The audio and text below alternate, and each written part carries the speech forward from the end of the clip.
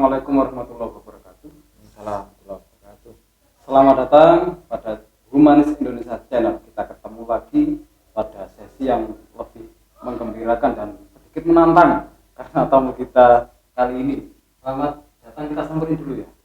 Selamat datang Mas Zulkarnain. Ya, selamat datang sahabat Amin. Iya, terima kasih. Udah lama nggak ketemu ya? Iya, sudah lama. Berapa hari ya? Ya, Bertahun-tahun. iya. Semenjak duduk di jalanan. Iya, dulu hidup di jalanan, sekarang sambil duduk nyaman. Nah, perlu diketahui bahwa sahabat humanis, beliau ini adalah panggilannya Cak Kar atau Cak Nen? Cak Nen. Cak Nen aja ya, Cak Nen. lebih familiar. Beliau adalah Ketua Pengurus Daerah GNPKRI, Iya. Gerakan Nasional Pemberantasan Korupsi di wilayah Kabupaten Kota Pasuruan.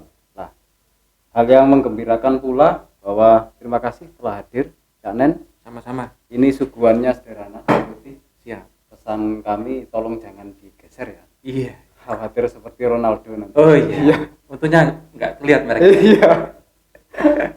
Gara-gara digeser Coca-Cola aja udah anjlok sahamnya itu. Saya anjlok. Tapi yang diangkat oleh Ronaldo itu air putih. Oh iya. Jadi sama air putih naik nih. Makanya tampil di Humanis. Oke. Ngomong ini tentang bahaya laten korupsi. Iya. Lebih banyak itu society sekaligus bahaya laten korupsi.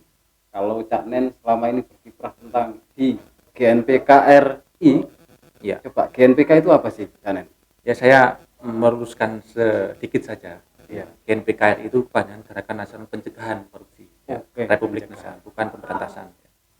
Ini lahir tahun 2014 bertepatan dengan ini Hari Anti Korupsi Dunia 9 Desember. Tapi kemudian ada beberapa hal sehingga organisasi banyak afiliasinya, Ya, banyak pecahnya, sehingga kemudian 2016 lahirlah kemudian GNPKRI, Gerakan Nasional Pencegahan Korupsi Republik Indonesia. Ya, sampai sekarang alhamdulillah sudah ada di 27 provinsi, Jejaring nasional ya. jaring nasional, organisasi nasional, terus ada sekitar 125 sama Pasuruan. Pasuruan terakhir berapa tahun 2017. Oh, 2017 atau 2018 lah. Waktu itu kita deklarasi, kebetulan saya diamanai oleh senior saya untuk pegang itu. Ya, jadi sebetulnya ya kecelakaan saja. Kecelakaan sejarah. Ya, tapi ya menjalani nasib sebagai aktivis ya. Selama itu dalam ranah khidmat perjuangan, jangan khawatir dengan keberkahan hidup. Itu salah satu dawuhnya Romo Yai Idris Hamid. Oke.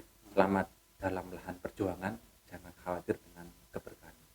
Ini ngomong amanah berarti tidak ada sistem gajian ya di GNPK ini. Nggak ada. Jadi GNPK Pengabdian. ini makanya saya sering kali ngomong, jadi dua hal di dunia ini, satu kelas pekerja, yang dua kelas pejuang. Jadi kalau Marx itu membagi manusia menjadi hanya dua ya, kelas pemilik modal dan kelas pekerja. Maka di Indonesia itu mbah-mbah kita sudah mendefinisikan diri di kelas pejuang. Jadi kalau ketika ngomong berjuang dahulu itu sudah tidak ada kalkulasi antara pemilik modal, penguasaan modal, dan juga pekerjaan tadi. Makanya Nahdlatul Ulama lahir itu diantaranya juga mewarisi darah pejuang. Makanya nggak ada itu di Nahdlatul Ulama itu ngomong profit itu nggak ada. Beda dengan NGO luar negeri. Ya. Jadi saya mau tarik itu di ranah NGO yang ada di Indonesia. Jadi berjuang di dalam tubuh GNPKRI. Masa periodenya berapa tahun?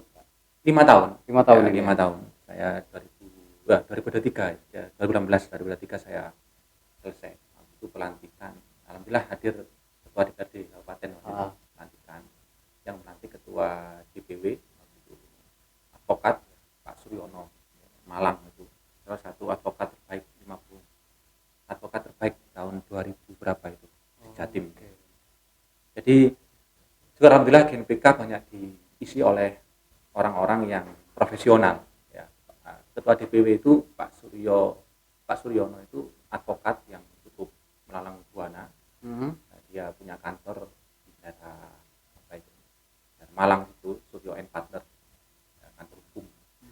Jadi saya lihat orang-orangnya idealis, makanya saya masuk di sana. Tapi memang ngomong secara gerakan, mereka jarang melakukan gerakan jalanan, memang jarang sekali. Jadi murni gerakan hukum. Tapi Tapi karena saya terlahir di akhir jalanan ya, Ya. sekali gerakan jalanan. Sedikit mewarnai ya. Sedikit mewarnai ya. Sekalipun banyak catatan sebetulnya. Kalau sambil merokok boleh ya? Boleh, Di boleh. sana? Ya. Monggo, monggo. Rokok saya ini jarang di rumah, suka pergi. Ngomong soal korupsi, berarti Cak Nen ini ya sudah kenyang ya. Sudah kenyang baik. Apakah ada diklat khusus? Tentunya kan kalaupun di awal itu aktivis jalanan Ya. yang segala aspek bisa disentuh, tapi kalau sekarang sudah konsentrasi pada pengawalan pencegahan korupsi. Ya, Ini sulitnya kan bukan main. GNPK memang ada kaderisasinya ya, tapi memang karena ini organisasi 2016 masih belum tertata dengan baik ya. Terakhir ada diklat Pamsus, boleh dicek di Google itu diklat Ya. Pamsus GNPK RI tahun 2021 ini, 2021 bulan Maret kalau nggak salah, itu ada sekitar 1 peleton terkait dengan pengamanan khusus sahabat-sahabat pengurus GNPK RI yang berjuang untuk penegakan korupsi. Ya seperti itu ya, Bang. Terkait ini ya, ngomong rasa. Nah, kalaupun jenengan kalau melihat seorang koruptor itu apa darahnya naik atau gimana? Kayak darah tinggi. Ya memang harusnya demikian. Iya, harusnya demikian karena memang seperti yang disampaikan Gus Dur ya. Terakhir di KKND itu kan, kenapa bangsa ini kaya tapi rakyatnya miskin? Gus Dur katakan karena bangsa kita itu penakut, tidak mau menindak kepada orang yang bersalah, pada koruptor. Bangsa ini bahasa penakut, kata Gus Dur. Karena memang problem kita memang problem korupsi. Ya. Transparansi Internasional itu lembaga yang sangat presisi ya, independen presisi, dan setiap tahun mengeluarkan peringkat-peringkat indeks persepsi korupsi namanya. Ya. Itu 2020 menempatkan Indonesia di posisi 102 dari 180 negara, bayangkan. Skornya berapa? Skornya 37. Jadi dari mulai 0 itu paling parah ya. Sampai 100 itu yang murni tidak ada korupsi. Ya. Kisarannya yang tidak ada korupsi di Asia Tenggara, Singapura lah 86 poinnya. Indonesia 37. Sangat parah sekali. Setara dengan Gambia, negara Gambia. Yang kita nggak paham di Afrika sana. Iya. Padahal yang ironis kan kita ini negara muslim terbesar di dunia. Ini yang ironis. Jadi memang ini problem klasik yang harus jadi concern bersama. Jadi itu yang ya menjengkelkan sih, memang menjengkelkan. Tapi realitanya memang sudah di mana-mana korupsi. Kalau ini ngomong edukasi tentang korupsi ya. Kalau yang seringkali definisi korupsi kan kita terkontaminasi dengan media-media sosial, kan? Nah, sebenarnya kalau ngomong jenis-jenis korupsi itu seperti apa ya? Ya, korupsi sendiri itu definisinya itu tidak satu. Dalam undang-undang ya, saya ngerepek dulu ya karena takut salah ya. Undang-Undang nomor 31 tahun 99, contoh Undang-Undang nomor 20 tahun 2001 itu setidaknya ada 13 definisi korupsi yang ada di 30 pasal. 30 pasal dalam undang-undang korupsi itu. Tapi klasternya itu ada 8. Dari mulai kerugian keuangan negara, terus suap menyuap, penggelapan dalam jabatan, pemerasan, terus perbuatan curang, terus benturan kepentingan dalam pengadaan abuse of power, terus gratifikasi. Ada 8 sub dalam jenis korupsi yang selama ini kalau di wilayah Pasuruan sendiri yang kiprah Anda ada 2 sektor ya. Secara umum teman-teman aktivis anti korupsi itu yang paling rawan dalam tindak pidana korupsi itu ada di sektor 1, sektor pertambangan, 2, sektor konstruksi. Itu paling rawan dan paling besar. Lawannya maksudnya. Paling rawan di korupsi. Paling rawan di korupsi dan nilainya juga besar. Ya, itu di sektor konstruksi sama sektor pertambangan. Anda nggak takut bilang seperti ini? Nggak takut, memang itu sudah datanya. Sudah datanya. Iya. Pertambangan itu luar biasa. Ini perlu orang-orang yang kuat. Makanya GNPK RI itu tahun 2017 itu menjadi salah satu peserta dalam konferensi pencegahan korupsi nasional yang diadakan oleh KPKR di Jakarta. Ada 26 yang tidak salah itu 26 lembaga, diantaranya adalah Walhi, IJW, dan GNPKRI termasuk di dalamnya. GNPKRI termasuk di dalamnya. Ya. Tahun 2017 ya, ada 26 organisasi civil society, diantaranya IJW, Walhi, Transparansi Internasional Indonesia itu yang masuk di bagiannya. Jadi memang ini problem besar yang KPK sendiri itu sebetulnya tidak mampu sendirian. Jadi kekuatan civil society itu perlu dan harus diperkuat. Nah, GNPKRI ini bagian dari civil society itu. Ya, tapi memang sayangnya ini masih belum menjadi resonansi besar. Ya kan? Beberapa kasus memang kita ya kesulitan karena korupsi ini kejahatan apa? Kerabuti. Iya. Gimana itu? Ya kejahatan orang-orang yang punya kekuasaan, yang kerahnya itu istilahnya kerahnya putih, berdasi dan macam-macam itu. Kalau kita kan tanpa kerah, soblong, alergi dengan kancing. Kalau melihat ada upaya pelemahan KPK, mulai dari revisi undang-undang KPK itu kan, terus kontroversi ketuanya, lah gimana kalau respon GNPKRI sendiri? GNPKRI melalui salah satu dewan penasihatnya, kita itu dulu bukan dulu ya, penasihat kita itu Mas Dede Farhan Aulawi, itu salah satu komisioner Kompolnas ya. Tapi berakhir periodenya di tahun 2020, sekarang di BNN sekarang. Mas Dede itu dulu ketika dia menjabat sampai sekarang masih menjadi dewan penasihat atau dewan pakar di GNPKRI. Itu secara resmi GNPK datang ke KPK mendukung langkah KPK dan menolak revisi undang-undang KPK tahun 2020 ya. Mas Dede waktu itu posisinya sebagai penasihat KPK, GNPKRI juga sebagai Kompolnas, masih menjabat di Kompolnas. Di akhir tahun kemarin periodenya habis ya, 5 tahun asal Kompolnas itu. Ya, jadi Farhan Aulawi itu salah satu pendiri GNPK juga sekaligus dewan penasihat GNPK. Ini banyak anggotanya ya di Pasuruan ya. Ya mata-matan teman-teman saja, sahabat-sahabat saja yang mau karena ya. Karena ini nggak ada honornya, nggak ada honornya. Beda dengan KPK kan, honornya kan luar biasa lah. Ya. Kalau IJW mungkin dapat proyek lah ya, mungkin ya. Tapi memang beberapa laporan memang iya. Jadi kalau GNPKRI saya pikir untuk level daerah masih sendirian. Ya. Kita ke Kesbang aja belum dapat apa ya. Sudah kita masukkan, tapi kita tidak lanjuti karena memang kita mau independen saja ya. Murni terkait dengan peran civil society dalam rangka pencegahan korupsi. Kalau kendala dalam membangun civil society yang mumpuni, terutama spesialis urusan korupsi ya. Ini kan kalau menurut jenengan ini seperti apa? Apa kendala di lapangan?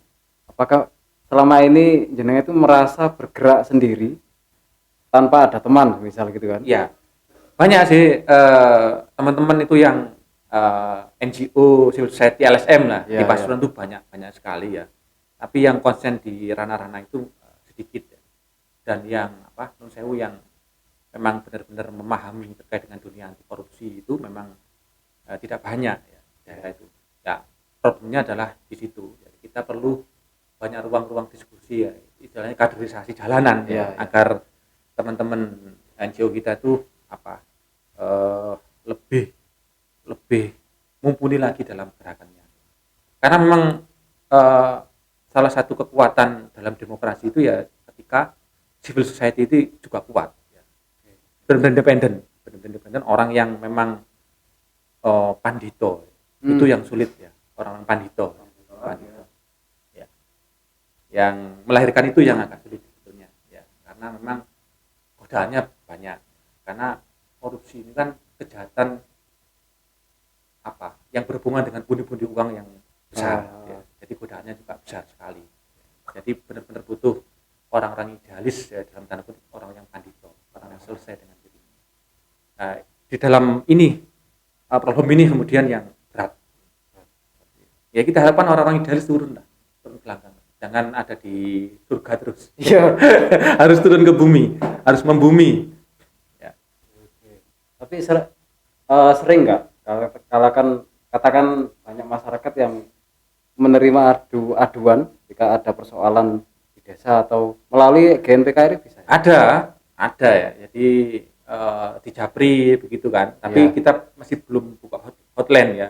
Oke. Karena ya itulah kalau kita turuti memang hampir korupsi ini kan hampir semua lini ya. Ya, terutama terkait dengan anggaran itu pasti ya pasti.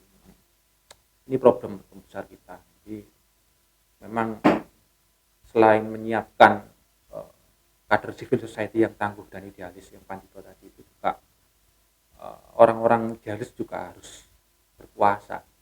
Nggak bisa. Memang ngomong anggaran itu memang udah jadi apa ya? Jadi problem klasik kayak prostitusi Iya, itu iya. yang setiap zaman itu pasti ada, Iya. nggak bisa hilang. Gitu. Ah. Iya, nggak bisa hilang. Dan definisi korupsi itu sendiri juga berubah-ubah. Ya, kalau mungkin di era Orba belum disebut sebagai korupsi, sekarang korupsi, apalagi ala kerajaan itu kan.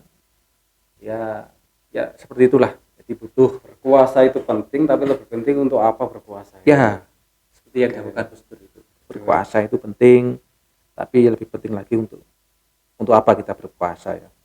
Saya perlu sampaikan begini ya. Iya. Berapa begitu masifnya dan prihatinnya kasus korupsi di Indonesia. Di tahun 2020 itu data kita itu ya ada 1.298 terpidana kasus 1.298 terpidana kasus korupsi di Indonesia. Didominasi oleh orang ASN publik. Wah. kasusnya itu 321. Perangkat desa, kepala desa dan perangkat 330 dominasi oleh perangkat desa. Ya semenjak ada undang-undang desa ini. Ada dana desa itu. Iya ada dana desa ini. Ada 330 kasus di tahun 2020 itu terkait dengan korupsi di desa. 330 enggak main-main ya kan. Itu yang diproses ya. Belum yang tidak diproses atau belum ketahuan ya. Terus yang swasta ada sekitar 200-an swasta. Jadi ini problem kita memang masih terkait dengan pengelolaan anggaran baik itu di pemerintah, baik itu di desa juga kan ada undang-undang desa.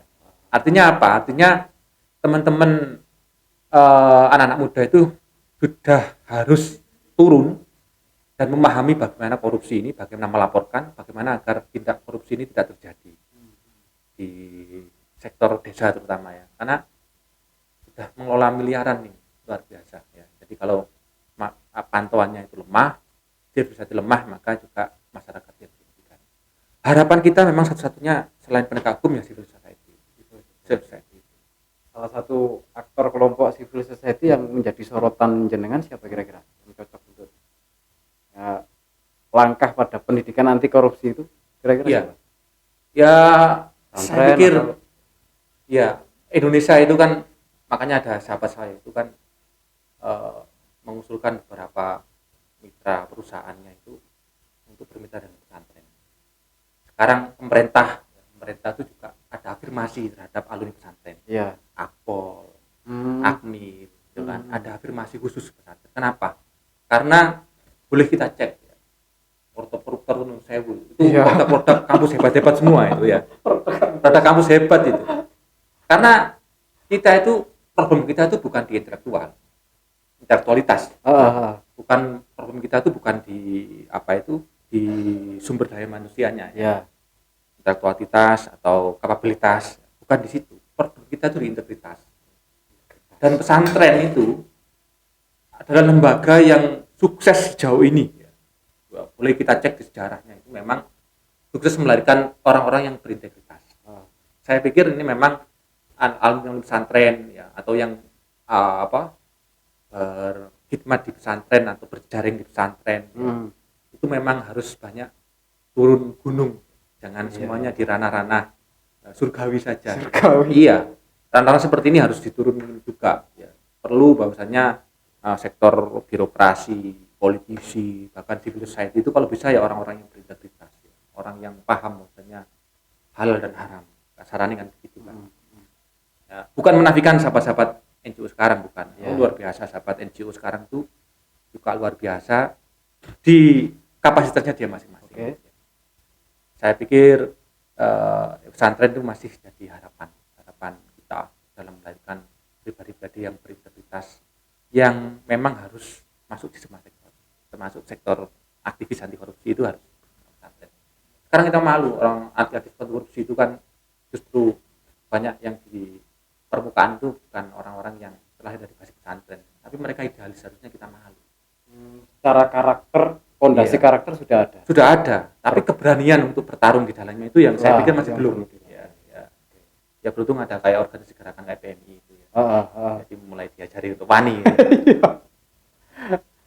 Wah, ini ketua Lapesdam, ini dua profil dalam beliau Cak Nen ini. Pertama ketua GNPK RI, yang ketua Lapesdam Kota ya. Lapesdam NU Kota Pasuruan. Lapesdam NU Kota Pasuruan. Udah lama ya Cak Nen? Atau ketua abadi? Enggak, Enggak ya? kemarin saya menggantikan sekretarisnya Mas Waladi, ya, Mas Waladi naik di wakil ketua Tanfidia. Terus saya diamanahi untuk menggantikan. Saya sebetulnya Oke. pengganti saja. Mengganti. Iya, bukan ketua. Pengganti saja saya. Menggantikan PLT, Mas Waladi. PLT dengan Iya. masa jabatannya. Iya, jadi 2020 kemarin alhamdulillah dilantik kepala Lapesdam menggantikan sahabat senior Mas Waladi. Ya, diamani saja. Ya, sama GNPK ini. Cukup mewarnai juga ya. Dari program-program Lapesdam itu juga bagian dari media perjuangan anti korupsinya. Iya, apalagi Lapesdam PBNU itu menerbitkan buku NU Jihad Lawan Korupsi. Lapesdam iya, PBNU. iya. Dan Lapesdam PBNU itu secara resmi memang menjadi mitranya KPK. Ya. Oke. Jadi agaknya juga, sekalipun GNPK ini tidak ada hubungannya sama NU. Iya, Tapi saya iya. profiling ketua umumnya itu ya mau Tahidan. Nahdien. Nahdien secara kultural. Oke. Ya. Jadi saya ada beberapa habaib juga yang jadi pengurusnya. Jadi ya alhamdulillah masuk di NGO yang nasional, cuma orang-orangnya saya pandang berintegritas. Bahkan saya minta doanya sekarang Iya. ketua umum GNPK RI Mas Basri Haji Kenapa? Basri itu sekarang lagi proses pengadilan, ditahan di Tegal karena beliau memposting terkait dengan kasus dugaan korupsi dana Covid di Kodim Tegal. Yang dilaporkan pencemaran baik Kodim Tegal. Kodim Sekarang Tegal. lagi proses pengadilan. Kita harapkan beliau bebas demi hukum, karena yang beliau bela itu adalah penegakan korupsi. Ya.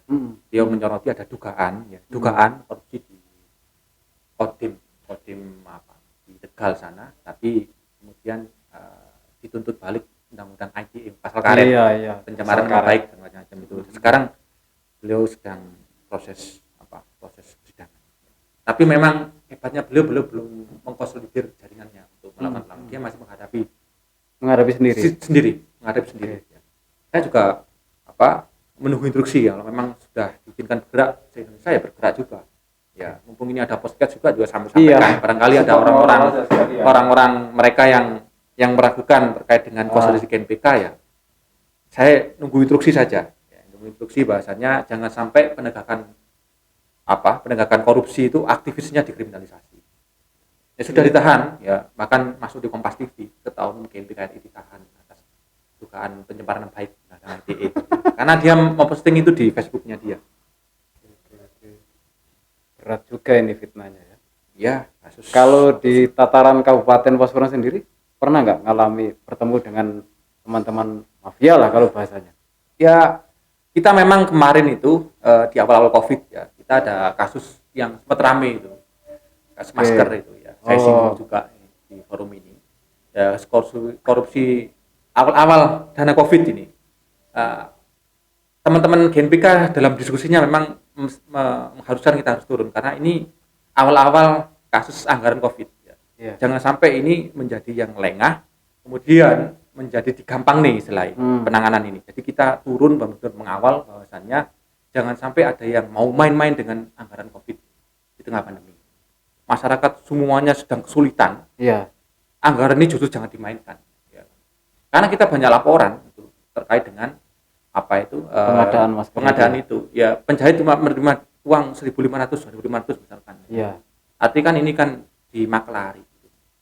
Tapi ya itu sampai katanya, tuntas ke pengadilan, Canen? belum, karena kejaksaan ya tidak menemukan bukti yang kuat katanya ya. Katanya. Okay. Tapi BK itu apa? Badan Kehormatan DPRD Kabupaten Pasuruan Okay. itu sudah melahirkan putusan awal. Iya. baru kemudian ada putusan kedua. Bayangkan ada 2 putusan tanpa ada tarifikasi, tanpa ada hukuman. Kenapa? Siapa yang melanggar putusan ini? Mana yang salah, putusannya yang salah, terus siapa aktor yang bersalah ini? Tidak ada. Jadi setelah dilarang begitu saja. Padahal ini ranah publik, ranah korupsi, penegakan korupsi. Ada abuse of power disampaikan oleh putusan BK yang pertama itu.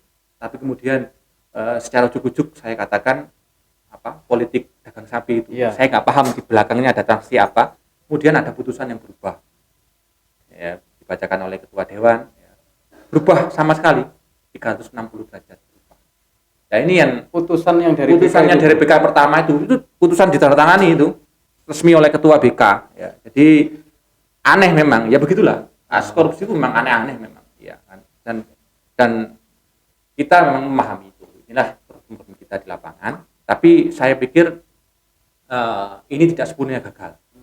Satu, bahwasannya civil society sekarang sudah mulai punya mindset bahwasannya anggaran COVID ini harus benar-benar diawasi. Jadi ini pertama, ini sudah kita lakukan, bahwasannya jangan sampai ada penyalahgunaan anggaran COVID. Ya. Yang kedua, ini yang penting. Kenapa kita itu turun ke lapangan itu? Karena kami memandang waktu itu gerakan civil society itu sedang mati suri. Saya itu membadali saja. Saya sebetulnya selesai. Saya itu sudah sangat sibuk di lapas Damenusa, sudah ada urusan betulnya. Tapi karena civil society ini kemudian dinibobokan oleh saya katakan oleh kekuasaan, ya. Saya katakan oleh kekuasaan, maka saya harus membadali. Saya civil society syaratnya Gus Dur. Saya katakan ke teman-teman LSM itu, bahwasanya jangan main-main gerakan civil society. Gus Dur itu memperjuangkan civil society itu taruhannya nyawa. Ya. Bu Sinta, istrinya Gus Dur itu sampai lumpuh dalam satu operasi pembunuhan Gus Dur itu, kecelakaan itu sampai lumpuh dan memakan banyak nyawa itu. Sekarang perjuangan demokrasi yang dinikmati banyak orang, semua orang bisa menjadi pejabat sekarang itu kan. Terus masyarakat bisa menyampaikan aspirasinya, itu perjuangan siapa? Civil society. Dan kalau kita mau merujuk ke belakang sejarah Indonesia, apa yang disampaikan Gus Dur kan, ya kita itu punya trademark LSM sendiri, bukan LSM model asing. Makanya saya katakan tadi itu, kalau di Eropa itu membagi masyarakat itu hanya 2 kelas saja, kelas pekerja dan kelas pemilik modal.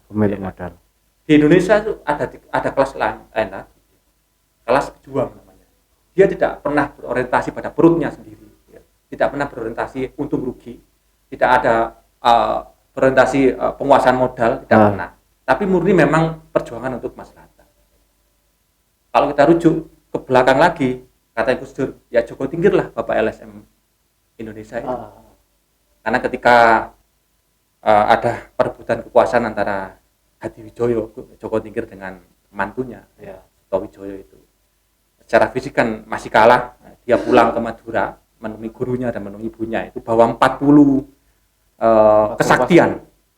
40 kesaktian yang kemudian oleh orang Jawa itu digambarkan sebagai 40 buaya yang mengikuti Joko Tingkir itu. Kemudian di Pringgo Boyo, ya, di daerah Lamongan itu, didatangi oleh Sunan Kalijogo gurunya. Dia datangi langsung, intinya tidak usah kamu berebut kekuasaan, berkhidmat di masyarakat, berkhidmat untuk agama itu tidak harus berkuasa. Intinya seperti itu. Jadi mulai situlah kemudian lahirlah LSM asli, yang hidup di masyarakat, membersamai masyarakat, mendidik masyarakat, memberikan nilai lebih pada masyarakat itu dari dirinya sendiri, tanpa ada ketergantungan dengan kerajaan dan macam-macam.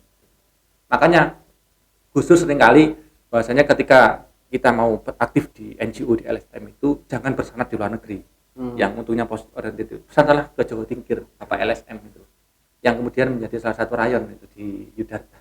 Yang Joko Tingkir karena hebat. Kemudian Joko Tingkir itu melahirkan banyak pesantren. Kemudian diantaranya adalah di Ponorogo kemudian mengkonsolidir pasukannya, juga mendirikan jaringan pesantren juga. Ya banyak pesantren itu. Makanya pesantren itu kata Mbak Yai Soleh itu. Mbak Yai Soleh pesantren itu apa sih bedanya pesantren dengan yayasan? Ya Soleh kan sering dawuh seperti itu. Kalau pesantren itu nol gali nol, gondal gandul. murni nol, teko gedek. Kalau yayasan apa? Tiba-tiba langsung berdiri itu, bangunan bangunan gitu kan. kokoh itu kan. Kira-kira uangnya dari mana? Uang gitu kan? namanya. Sampai tingali Lirboyo, tambah beras, Sidogiri, sampai tingali Tebu Ireng. Semuanya dari nol. Kiai ini itu apa? Kiai ini itu tirakat. Tirakat. Termasuk ya terakhir itu ngalah ini. Dari nol tahun 85 itu. Iya. Dia tirakat apa itu makan jambu air itu.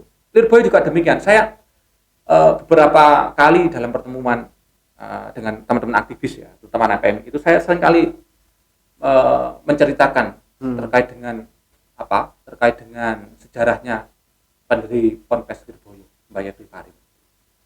Jadi bagaimana Mbah Khalil itu menciptakan kader yang sebagai kelas pejuang, bukan kelas pekerja. Jadi Mbah Abdul Karim itu, saya boleh cerita ya? Ya boleh, silakan. Jadi ini Gen PK tapi rasa rasa NU ya. Jadi ada sambungannya dengan civil society. Karena civil society kita itu kelas pejuang, bukan kelas pekerja. Jadi Mbah Abdul Karim itu terlahir sangat miskin. Beliau tinggal bersama ibunya. Ibunya itu tinggal di gubuk kecil dan makanannya makan jambu air saja. Oh, enggak punya, ya Abdul Karim enggak punya. Dia pengen kuliah, dia pengen istilahnya menimba kampus di kampus yang paling hebat waktu itu ya. Mbah Khalil Mangkalan itu kampus paling hebat lah. Kalau sekarang UIN lah istilahnya. Melahirkan orang-orang hebat. Siapa yang tidak kenal Mbah Wahab? Semuanya itu produk dari Mbah Khalil. Dia pengen kuliah di sana, pengen mondok di sana ceritanya. Akhirnya untuk mencari bekal di sana itu, dia itu harus jadi buruh padi di Jember dan di Banyuwangi. Itu di kitab Haulai Masaihina. Haulai Masaihina yang dikarang oleh buat bekal mondok di sana. Mondok di sana. Dia buruh cari beras. Buruh manen beras di sana, dapat beras dia bawa ke Bangkalan. Sampai di Bangkalan apa kata Mbak Khalil? Karim apa itu? Beras Mbak. Oh, bener. Kini berasnya kini. Tak kakakno petekku. Diberikan untuk makan ayamnya Mbak Khalil. Awakmu kulit luwe diburi kok akeh godhongé mengkudu. Kamu kalau lapar nanti di belakang pondok itu banyak daun mengkudu. Itu bagaimana Mbak Khalil itu mindset bahwasanya kita itu harus kelas pejuang. Tidak ada terkait dengan material. Sehingga Lirboyo bisa besar seperti itu, itu karena ya memang kelas pejuang. Ini kan problemnya kita masih belum melahirkan itu. Iya, problemnya itu. Bahwa Mbak Abdul Karim itu, Mbak Manap itu juga di sana itu juga, masya Allah, penuh keterbatasan. Dia tidak punya pakaian selain apa yang dipakai itu. Jadi ketika pakaiannya itu najis atau kotor tuh, dia cuci di kali, dia berendam di kali agar auratnya itu tidak kelihatan oleh orang-orang. Sambil dia berendam menunggu bajunya kering itu, dia menghafalkan Natul-Alfiyah. Itu orang guru, kelas pejuang, santren, sivil society tidak ada ketergantungan, APBD apa tidak ada ketergantungan. Murni memang dia berjuang berkhidmat untuk masyarakat. Nah, ini kita itu krisis itu sekarang, civil society kita krisis itu. Tapi civil society sekarang sudah bagus ya. Tapi alangkah bagus memang kalau ada orang-orang yang bermental pejuang itu untuk sepenuhnya masuk bahwasanya ini adalah ranah yang harus dijadikan lahan perjuangan. Saya pikir itu. Kalau dikasih dua pilihan, Anda berkuasa atau model jalur Mbah Abdul Karim? Mbah Abdul Karim saya nggak kuat. Iya, saya karena lama ya. Proses khidmat itu kan, khidmatul ummah kan prosesnya lama dan jangka panjang. Ya, kedua juga itu turunan juga. Kalau gennya itu bukan gen seperti itu agak kesulitan. Sekalipun ada ya, prinsipnya saya mengalir saja ya kan. Tapi yang saya tekuni saat ini memang lebih baik memang orang-orang yang bukan saya ya, orang-orang yang idealis ya, orang-orang yang berbasis pesantren berkuasa. Ya. Saya rasa jangan punya modal kuat kan santri. Iya, santri kalong lah. Santri ini PMI mungkin. Jadi kenapa politik itu juga penting ya, berkuasa itu penting. Jadi ada cerita ini Mbak Mamin. Jadi suatu saat ketika bahwa Hasbullah, ya, Rais Am PBNU, ya, ketika memutuskan bahwasanya NU keluar dari Masyumi, ya, dan memilih menjadi partai politik di tahun 55 itu, Mbah Wahab itu jarang pulang. Dia konsolidasi kemana-mana, jarang pulang. Kemudian ketika pulang itu ditegur oleh adiknya, Mbah Yai Abdul Hamid. Oh ya. Hasbullah. Kang, sampai niki lha apa nang urip santen ae kok keliling-keliling ae. Diprotes seperti itu. Gimana? Apa dapat Mbah Wahab langsung naik tinggi waktu itu. Awakmu iso ngajar enak, Ahlussunnah wal Jamaah iso ngajar diajarno enak itu karena keputusan politik. Ya. Aku berjuang nih kuno, awakmu nang pesantren. Itu kata Mbah Wahab. Makanya Imam Ghazali mengatakan bahwasanya antara agama dengan politik itu dua mata uang yang tidak bisa dipisahkan. Makanya hubul waton minal iman itu ya mencintai negara itu bagian dari mana? Ya, salah satu tafsirnya yang demikian memang bahwasanya negara ini harus kita jaga. Salah satu cara menjaga kita harus masuk di dalamnya, berkuasa dan macam-macam itu. Tidak ada yang buruk selama itu niat sebagai lahan perjuangan. Jalur bypass ya. Bypass. Ya, itu yang disampaikan oleh Mbah Wahab. Awakmu iso ngajar enak, pesantren iso enak itu karena keputusan politik. Kalau kebutuhan politik kan, tafsirnya begitu. Kalau kebutuhan politik melarang Ahlussunnah wal Jamaah, selesai kita itu. Perang malah kita itu. Itu yang Mbah Wahab itu kenapa kemudian NU memutuskan menjadi partai politik waktu itu kan. Dan alhamdulillah jadi kekuatan partai politik hebat. Hanya 2 tahun konsolidasi itu sudah jadi kekuatan. Tidak ada yang menyangka waktu itu ya karena karomahnya. Mbah Wahab mengatakan misalnya kita itu meriam bukan gelugu di dalam apa itu? Di dalam dawuh yang apa itu? Istilah kerennya itu apa lupa saya. Tentang meriam dan gelugu itu. Iya. Jadi salah satu dawuhnya Mbah Wahab yang fenomenal yang sering jadi meme-meme. Itu sering digelorakan ketika 10 November. Iya. Oh, bukan ya. Kaderisasi orang-orang NU. Kaderisasi. Iya. Orang-orang itu biar ya. Hanya pemimpin-pemimpin NU di daerah yang tolol-tolol itu lah yang termakan hasutan bahwasanya kita itu adalah gelugu. Padahal kita itu adalah meriam. Benar-benar meriam katanya Mbah Wahab. Memang iya. Dan sanad civilisasi kita itu memang ya NU ini. Iya. Jadi kalau di NU itu banyak ruginya ya memang itu bagian dari pilihan ya. Bukan dari pilihan dan juga salafus soleh memang. Karena kita sudah memilih kelas pejuang, bukan kelas pekerja atau pemilih modal. Iya. Tapi kalau humanis ini harus masuk di kelas milih modal. Kira-kira seperti itu ya. Untuk perjuangan gitu. Untuk perjuangan. Ya. Ada banyak pilihan strategi di lapangan lah. Ya. Pernah nggak? Ini ngomong pendidikan anti korupsi ya. Ya. Kan kalau GN Caknen dengan wajah GNPKRI-nya ini mendidikan selain turun ke lapangan itu ngomong pendidikan anti korupsi yang secara berjenjang. Kira-kira ada nggak? Kalau ada pelatihan saya woro-woro ini kedul-kedul untuk menjadi relawan secara langsung ini kan. Belum. Karena sebetulnya sih saya itu konsentrasi saya utama itu bukan di GNPK. Saya di Lapesdam. Ya. Jadi saya disibukkan di kaderisasi. Tapi panduan untuk itu di GNPK ada. Ya. Sahabat-sahabat GNPK Malang misalkan itu karena dia punya beberapa lembaga pendidikan, itu dia sisipkan kurikulum khusus, kurikulum pendidikan anti korupsi sejak dini. Di PAUD itu ada kantin mini, kantin anti korupsi. Dia apa itu tidak ada penjualnya, dia cuma ngisi aja, diambil kantin jujur jujur ya. Diterapkan di Malang. Saya pikir ini yang perlu dikembangkan oleh pemerintah. Pemerintah itu harus membiasakan itu di dalam pendidikan formalnya. Kalau pesantren saya pikir kan sudah cukup selesai tuntas lah. Sudah sering kali ya ngasih rekomendasi program. Belum. GNPK ini apa ya? Masih belum bermitra dengan pemerintah. Ya, saya belum mengawasi pemerintah. Belum pernah bermitra dengan pemerintah. Sampai sekarang satu peser pun program dari pemerintah belum saya serap. Atas nama GNPK di Pasuruan loh ya. Belum pernah. Bahkan pelantikan kemarin kita urunan itu. Bapak Ketua Dewan datang saya enggak kasih bantuan. Iya. Saya sampaikan mungkin Pak Dewan nanti iya dikira kita bohong. Enggak ada, kita memang mengundang, kita urunan waktu itu memang. Ya demikianlah memang ya.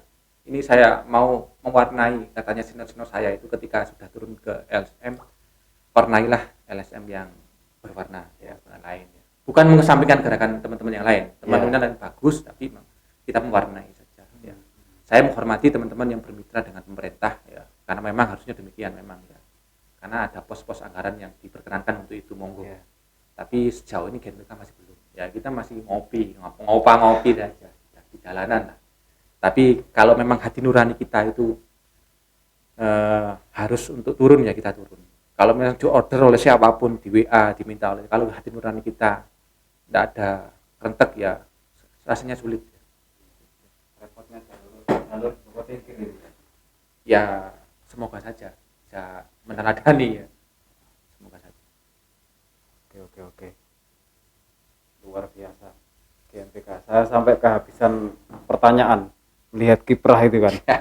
Belum berkiprah sama sekali ya. Kemarin aksi itu karena kita dipukul juga gagal, tidak ada follow up lebih lanjut. Tapi nggak apa-apa lah. Tapi minimal sudah Ya, sudah menyuarakan bahwasanya kita tidak lah. bisa dibeli, kita tidak bisa tunduk oleh siapapun, kita tidak bisa disetir oleh siapapun. Ya, saya sudah buktikan itu kemarin. Ya, sekalipun sekarang masih belum ada progres. Kalau ICW itu kan ada pelaporan publik terkait basis penelitiannya di berbagai daerah tentang data korupsi lah. Ya. Itu ada laporan publiknya. Ini mengarah ke sana ya GNPK ini kayaknya. GNPK misal ada kasus korupsi di Pasuruan. Saya kira stylenya berbeda. Stylenya berbeda dengan ICW ya. Saya pikir stylenya berbeda dengan ICW. Makanya dia nama tahun 2016 ketika pertama gerakan nasional pemberantasan korupsi itu, dia ganti nama pencegahan korupsi ya. Dia sebetulnya mau ranah terkait dengan edukasi publik ya. Publik bagaimana mengawasi jalannya anggaran, jalannya pemerintahan, bagaimana publik itu menerapkan pendidikan anti korupsi. Saya lihatnya di situ. Makanya dia pakai tim pencegahan, bukan pengawasan, bukan apa. Beda ya. Tapi memang beberapa hal kita memang haruskan turun ya. Dalam situasi yang di mana ada mendesak gitu ya. Mendesak atau ini mencoreng marwah taruhannya dalam marwah civil society ya harus turun, karena ini bagian dari civil society. Saya kira itu. Jadi ICW itu sudah luar biasa ya. Ya kita mau bersaing dengan ICW atau macam-macam, karena juga mereka fundraisingnya juga luar biasa juga. Donatur luar negeri, terus dia bermitra dengan KPK dan macam-macam, itu luar biasa. Dan kita tidak ada mindset untuk sana. Yang saya lihat itu. Kalau hal yang paling mudah dilakukan, misal untuk sahabat-sahabat humanis, netizen maha benar, seperti saya sendiri, agar untuk tidak punya perasaan korupsi lah. Jadi supaya bisa hilang itu seperti apa kira-kira? Ya, mental anti korupsi itu bisa dibangun melalui apa? Hal yang paling bisa dilakukan. Ini kan saya katakan begini, ini ngomong sosiologis ya. Ya. Jadi Indonesia itu hebat itu karena sebetulnya punya sosiologi desa. Bukan sosiologi perkotaan. Sekarang ini sosiologi perkotaan yang menguasai Indonesia. Karena memang statistik terakhir itu 50% lebih ya, 51 atau 54 ya. Saya kurang lupa datanya, saya datanya. Itu penduduk Indonesia memang tinggal di perkotaan. Globalisasi juga, mindset perkotaan juga menggejala di orang-orang desa. Orang-orang desa itu punya rasa malu yang tinggi. Rasa malu ya, budaya malu. Iya, budaya malu, terus budaya yang terbuka. Budaya yang terbuka. Iya, sangat terbuka kan. Tetangganya terbuka. Apapun musyawarah ya. Terbuka. Mau selamatan musyawarah. Kalau orang kota itu secret ya. Dan korupsi itu kan gerakan secret. Kalau itu dalam sistem yang terbuka, saya pikir korupsi itu sistem masyarakat yang sangat terbuka, tidak cuek dengan tetangganya, ya dengan ulah tetangganya itu. Saya pikir ada tren yang menurun, saya pikir. Sekarang ini kan orang sudah cuek semua, mau pemerintah mau ngapain juga cuek, ya kan. Terus juga budaya malu juga nggak ada sekarang ini kan, seperti itu kelihatannya lah ya. Saya tidak baca riset terakhir, memang kelihatannya yang kita rasakan itu memang saat ini budaya malu kita itu sudah hampir turun drastis. Kalau orang desa dulu katanya ya ilo pamalu, di kota tidak ada itu, semuanya hilang. Iya, dan itu gejala-gejala. Makanya kalau kita mau Indonesia jaya ya harus kembali ke desa. Desa itu tempat mutiara dan pusaka Nusantara ini yang terpendam di desa-desa. Nggak harus mengadakan kunjungan kerja ke Jepang ya, nggak harus ya. Desa. tengoklah desa, Iya, iya. tengoklah orang desa. Orang luar negeri kenapa cinta ke Indonesia itu apa? Karena dia melihat potret orang desa, ramah, Iya. iya kan? Sampai lihat perkotaan, nggak ada yang ramah itu. Karena apa? Ya mana konsekuensi kalau ramah itu nanti dijahatin juga, ya, repot juga, ya kan? Tapi wajah Indonesia itu ya di desa itu. Makanya Indonesia itu negara desa. Kalau saya katakan itu, ya Nusantara itu ya mustikanya, pusakanya itu, kearifan lokalnya itu ya di desa. Di desa. Mari kita kembali ke desa, karakter desa yang harus kita perkuat di perkotaan. Karakter apa? Jujur, Okay. ramah, ya kan? Tidak mau bohong. Orang desa itu jujur-jujur, tidak mau bohong, ya kan? Rasa malunya tinggi. Orang sekarang koruptor itu sudah jelas koruptor, pakai oranye itu. Ketawa-ketawa itu. Lambaikan tangan. Iya, lambaikan tangan gini-gini. Ya, itu problem kita. Kita kalah jauh dengan Jepang. Jepang itu, Korea itu. Kalau jangankan korupsi publik ya, perusahaan dia itu terindikasi korupsi. Oh, korupsi, oke. Iya kan, tradisi korupsi, bunuh diri dia kalau sudah sampai di publik itu. Bunuh diri banyak kasusnya itu kan di Jepang itu, karena dia punya rasa malu. Kita kehilangan itu. Datanya dari mana? Yuk sampai lihat aja. Data koruptor. Mana ada koruptor tuh yang menyesal? Beberapa yang mungkin menuntut, yang lainnya tertata semua. Karena dia paham di penjara itu juga ada yang biaya juga. Nah, titik impasnya juga banyak ya kan. Dimainkan juga kan. Malah lebih leluasa di penjara ya. Lebih leluasa juga. Ya demikianlah. Problem gak paham ini bagaimana ini Indonesia ini. Kita juga kalau ngomong korupsi itu juga bagaimana ya Indonesia ini juga ruwet lah. Problem besar yang katanya Gus Dur itu memang butuh keberanian. Butuh konsolidasi akbar civil society masyarakat Indonesia yang mau benar-benar perhatian untuk memerangi ini. Kalau dilimpahkan semuanya ke KPK tidak mungkin. Malah dalam ranah demokrasi memberikan kewenangan full, absolute power itu pasti korup, ya kan? Kecuali yang di KPK itu orang-orang wali-wali semua. Iya. Orang KPK juga sama dengan kita, repot juga ya. Makanya beberapa kasus kan, yang terakhir ketangkap tangan itu, ya juga penyidik KPK korupsi itu. Karena apa? Karena memang sebaik apapun sistemnya, sebaik apapun lembaganya, orang-orangnya kalau bermasalah tetap bermasalah, ya kan? Karena peraturan ini yang membuat manusia. Iya. Pasti iso diakali karena manusia punya akal. Ada celah untuk itu. Makanya problemnya adalah kita harus menyiapkan sumber daya yang berintegritas. Mana itu di antara pesantren. Bagaimana solusinya? Pendidikan anti korupsi jadi ini. Ya, saya pikir harus jadi gerakan nasional ini. Kalau di wilayah pendidikan berarti masuk kurikulum gitu ya. Harus masuk kurikulum ini sudah. Kalau dulu ada kurikulum PMP ya, tenggang rasa, jujur. Kita anggap mungkin itu berhasil ya, atau karena orde baru dianggap tidak berhasil ya. Tapi memang harus perlu dikaji lagi bahwasanya hal-hal pendidikan moral ini menjadi penting, terutama untuk anak-anak sekolah dasar ya. Beda dengan perguruan tinggi ya, yang mereka kelas keahlian. Kalau konstruksi dasar pendidikan dasar SD, SMP, SMA itu saya pikir pendidikan moral itu menjadi kuota yang terbanyak daripada pendidikan, membentuk karakter siswa itu harus menjadi prioritas. Moral ini harus jadi prioritas. Sekarang ini kan enggak, kita masih belum jadi perhatian utama. Kita tuh malu sebetulnya dengan negara-negara yang non muslim, tapi indeks persepsi korupsinya itu baik-baik. Kita malah mayoritas beragama, semuanya beragama. Malah seperti ini menjadi negara terkorup. Tokoh-tokohnya juga kesandung juga, ini kan ya dilema ya. Ya maklum lah kalau Yai Soleh katanya kan di sumber ya jadi peceren, yes. Begitulah. Jadi yin dan yang plus minus ya. Tapi ini harus diatasi bahasanya. Artinya apa? Artinya sumber-sumber daya yang berintegritas itu monggo untuk turun, tidak cuek, turun ke lahan-lahan perjuangan. Kalau di pendidikan, aktivis tolong jadi aktivis, yang jadi politisi yang beneran. Karena republik ini ya tergantung kita ini. Orang yang berintegritas ini mau bertarung dan memenangkan pertarungan atau dia hanya jadi penonton saja.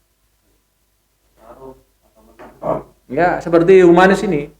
Nah, karena ini era digital, peradaban digital, revolusi 4.0, maka dia juga harus berjuang, bergerak di ranah digital dalam rangka memenangkan pertarungan. Jangan sampai konten-kontennya itu konten-kontennya tidak jelas, podcast-podcast yang jelas, yang tidak mendidik.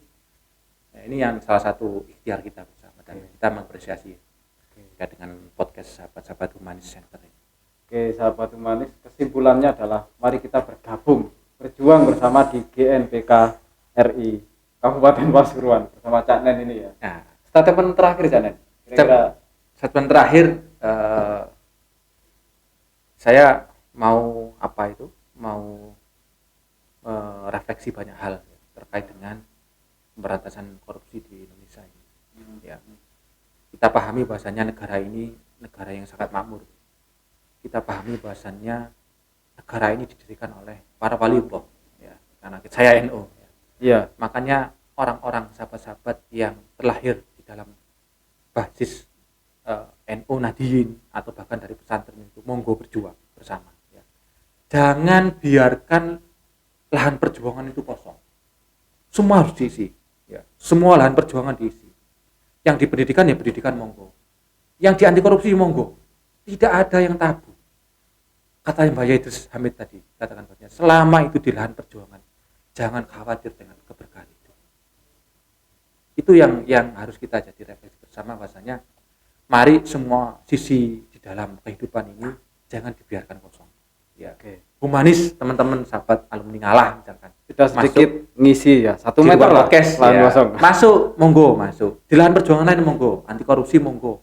Di lahan civil society monggo. Di lahan yang lain monggo, politik sih monggo. Tidak ada yang tabu. Selama itu diniatkan sebagai lahan perjuangan. Lahan perjuangan.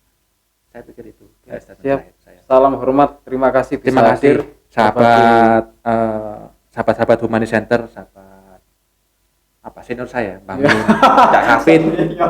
Ya, yang sudah memberikan kesempatan saya untuk banyak menyampaikan hal ya. Iya, mungkin karena di luar itu banyak hal-hal yang mungkin sifatnya mungkin agak miss ya, sehingga saya bisa sampaikan di sini dengan terang benderang dengan tanpa aling-aling. Saya diberikan kesempatan untuk menyampaikan gagasan saya bagaimana civil society, bagaimana anti korupsi, bagaimana gerakan-gerakan kita sebagai orang yang ditakdirkan sebagai pendereknya ulama, pendereknya yai pesantren. Seperti itu ya. Sanat perjuangan ya. Sanat perjuangannya diperjelas ya. Bahwasanya kita itu kelas pejuang, bukan kelas pekerja, bukan kelas pembeli modal ya. Sekalipun nanti pembeli modal ya untuk berjuang. Sekalipun nanti sebagai kelas pekerja ya untuk perjuangan, tetap sebagai kelas pejuang. Ya. Saya pikir itu. Oke, terima kasih sahabat Humanis. Sekian dari kami. Salam humanisnya tanpa rokok. Assalamualaikum warahmatullahi wabarakatuh. Waalaikumsalam warahmatullahi wabarakatuh.